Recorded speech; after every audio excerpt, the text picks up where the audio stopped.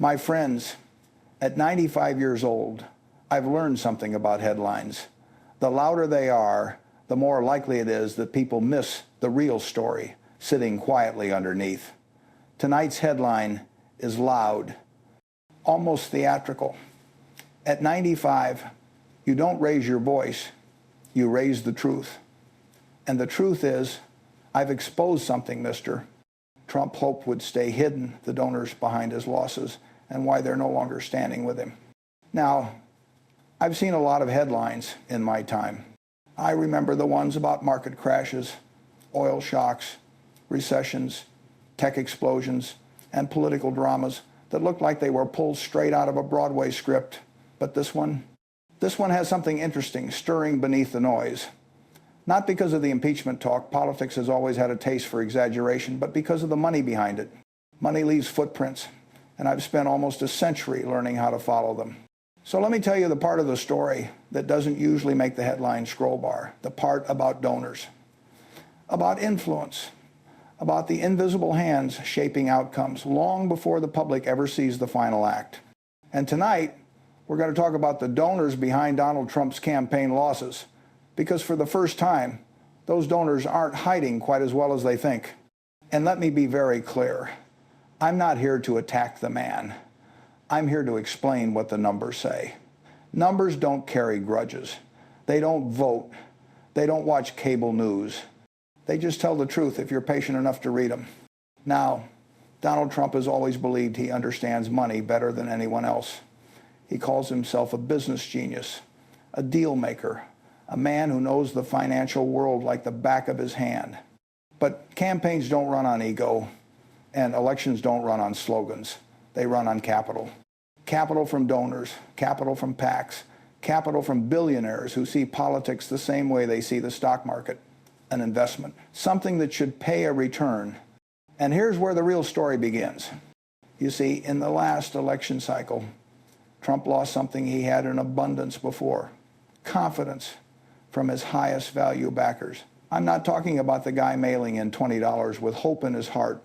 I'm talking about the people writing checks with commas in them, the ones who can fund an entire media blitz with one signature. Those people stepped back. Now, why would donors who once poured money into his campaign suddenly pull away? Why would billionaires who love the tax cuts and the deregulation quietly walk toward the exit? In my world, there are only three reasons someone stops investing. One, they didn't get the return they expected. Two, they see a better investment somewhere else. Three, they sense the storm coming before anyone else notices the first cloud. And I'm going to explain exactly which of these applies to the Trump campaign, because it's not just one, it's all three. First, the returns weren't there. A billionaire donates because they expect influence, stability, and predictability. They want a seat at the table, or at least reassurance that the person they're backing will make decisions that protect their interests. But the last few years have been anything but predictable. Markets don't like chaos. Donors don't like chaos. They may like turbulence in other countries, but they absolutely hate it at home. And Trump, for all the energy he brings, doesn't exactly project calm to investors. Second, there were better investments. Many of the large donors who once stood behind Trump found new political homes. Some saw candidates who spoke their language more clearly. Others shifted their bets to state-level influence, governors, attorneys general, local power structures.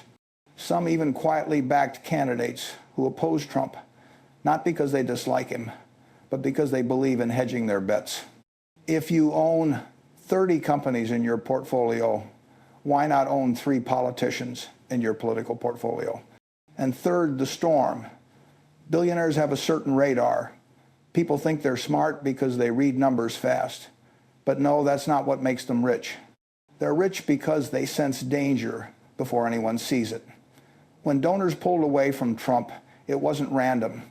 They saw investigations, legal complications, and internal fractures piling up like unpaid invoices. And they don't invest in liabilities. I know this because I've spent decades studying the psychology of capital. You can learn more about a person from the way they spend money than from the way they speak.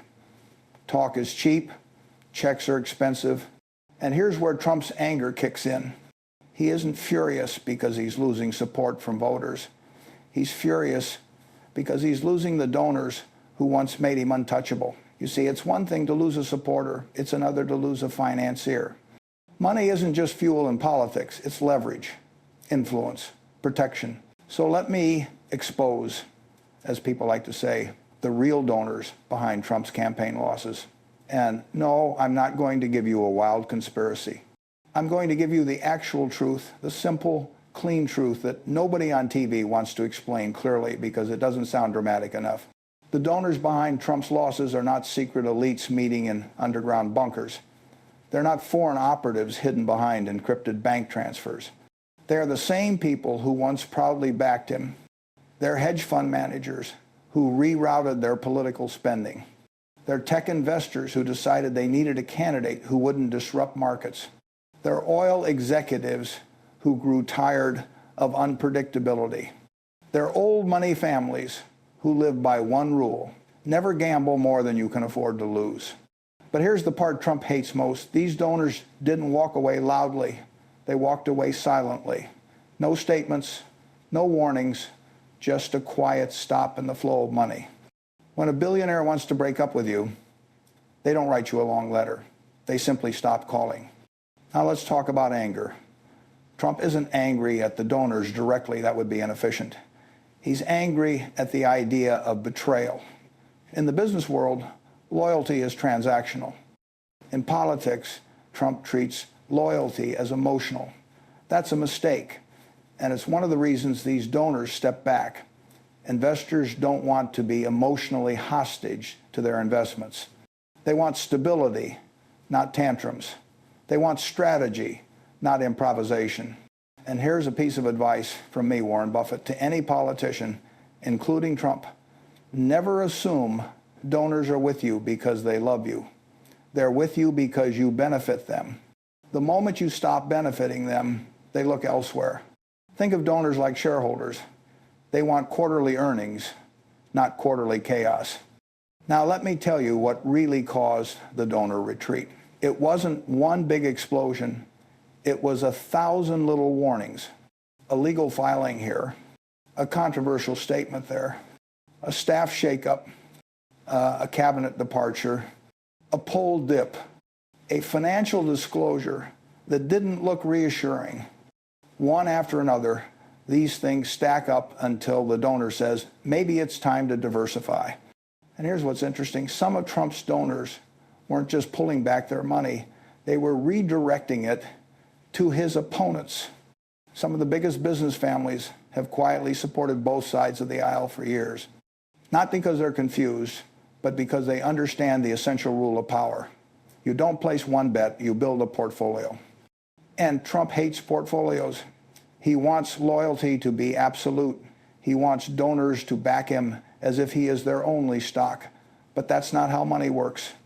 I've always said, never put all your eggs in one basket unless you're absolutely sure about the basket. And let me tell you, for many donors, Trump's basket has too many holes. Now, let me shift the lens a bit and talk to you directly. As someone who has spent 80 years studying human behavior, markets, and leadership, if you ever see a powerful man become angry, ask yourself one question: what power is he losing? Anger is almost always a symptom of losing leverage. And Trump's current anger isn't about political attacks. He's had those for years. He's become immune to them. Now, this anger is different. It's the frustration of someone who built a political empire on the back of donor capital and now sees that capital walking away, one billionaire at a time. This is not a story of conspiracy. This is a story of capital flow. The irony is, Trump could have avoided this if he had maintained a predictable environment, kept his messaging stable, and built a consistent policy framework. He would have retained most of his donors. They don't mind controversy. They mind unpredictability. Let me give you a simple analogy. If you run a company and every quarter your reports look different, investors get nervous. They don't need you to be perfect, just predictable. Trump has never been predictable, and that worked for his brand. but not for his financiers. Now, let's talk about suggestions. If Trump is watching, and he might be, because he watches everything, here's what I would tell him. Number one, the donors you lost aren't gone forever. Investors return if they see improvement. Clean up the instability. Create consistency. Show that you can build a coalition without burning half of it down every 6 months. Number two, stop treating donors like emotional extensions of your personality. They're investors, not fans. Treat them with the professionalism they expect. Number three, build new capital streams that aren't tied to your old circles. The donors who backed you in 2016 aren't the donors who will carry you in 2026. Every cycle needs new fuel. Number four, simplify your message. You don't need 10 talking points. You need one, stability. Investors love that word.